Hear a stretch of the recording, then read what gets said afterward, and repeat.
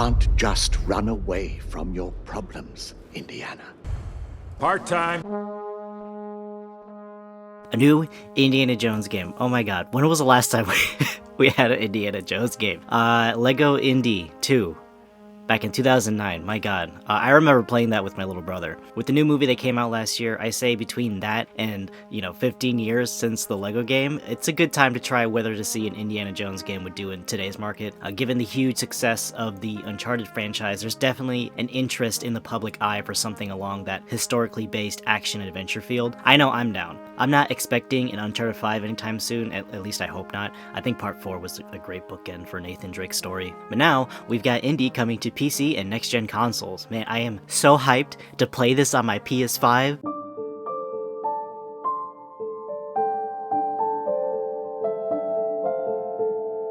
Okay, yeah, this is an Xbox exclusive. I'm a little bummed out about it, but it's alright, I guess.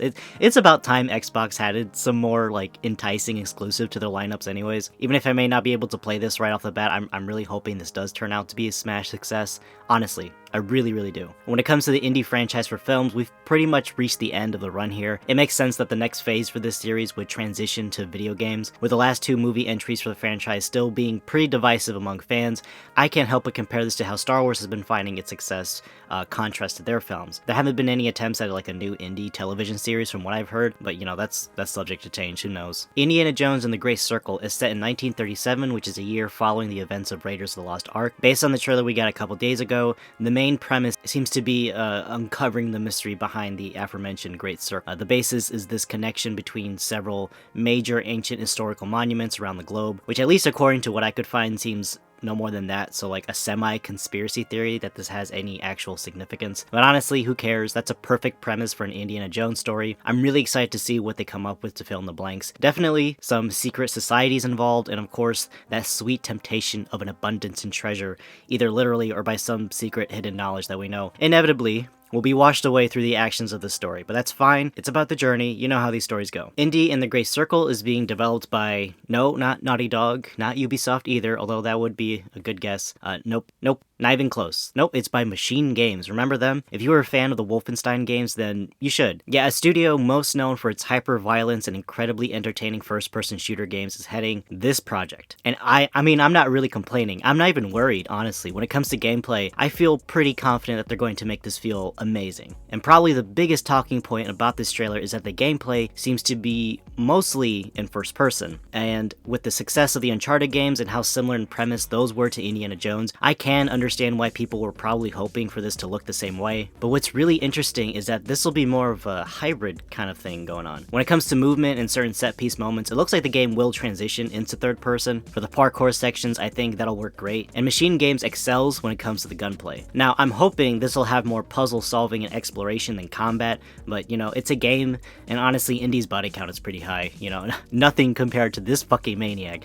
But at least in the movies, it's up there. I'm sure it'll be balanced, but being a game, it'll probably be more on the action-heavy side than we're normally used to seeing Indy in. And now, for the voice actors, this was a nice surprise. Troy Baker playing Indiana, and my god, does he do a spot-on impression. It is eerily similar.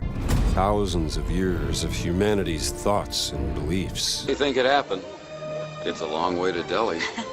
At this point, I'm convinced Troy can play just about anyone or anything. There's no role that he couldn't fit in. And now Candyman's in the series. Oh my lord. I love it. I'm excited. And the actor playing the German with the broken nose in the intro. Fun fact, Marios, I'm not saying that, did the German dub voiceover for Reiner in Attack on Titan. There isn't a voice cast confirmation for whoever's playing Marcus Brody, but either way, it's nice to see him back again. I'm wondering if Sala will make a surprise cameo at some point here. I have a feeling he might, especially since the premise of the game seems to be taking Indy and this new girl, Gina, to basically all four corners of the world. And speaking of scope, this will definitely be the biggest premise for an Indy title that we've seen. I'm wondering if the game will be laid out in small hub worlds to take advantage of that exploration aspect to the franchise that we're familiar with. I really doubt that it'll be a full-on open world. Maybe potentially that could work if they really packed in a lot of side content to explore, but if I had to guess, this will probably be something like small explorable maps to traverse and discover various secrets and historical goodies. Or even better, maybe this could take a page from the recent Resident Evil series like Biohazard or Village, something with a lot less hand-holding where players are really given free reign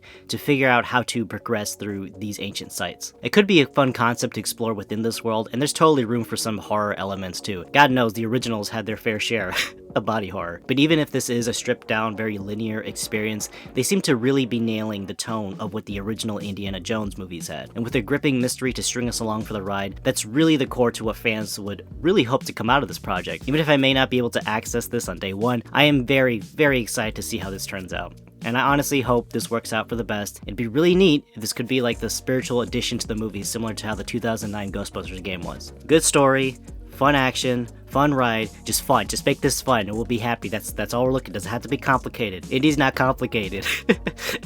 Just keep the spirit alive. Anyways, fingers crossed, and maybe please consider releasing this on PlayStation sometime in the near future. You would just make bank. I hope this is good. Please, God. All right, take care.